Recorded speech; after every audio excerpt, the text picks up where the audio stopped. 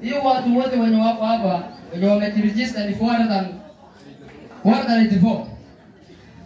Lakini mimi naona hiyo umati inazidi 484.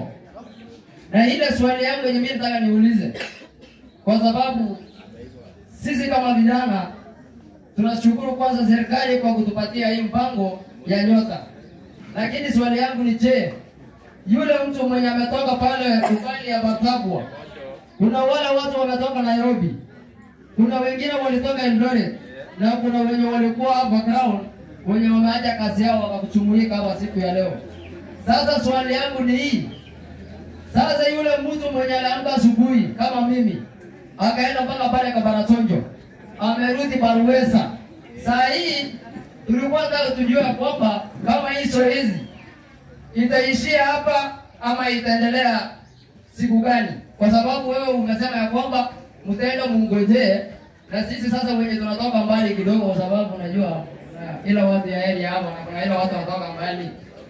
So hii watu watakaa namna gani? Kwa sababu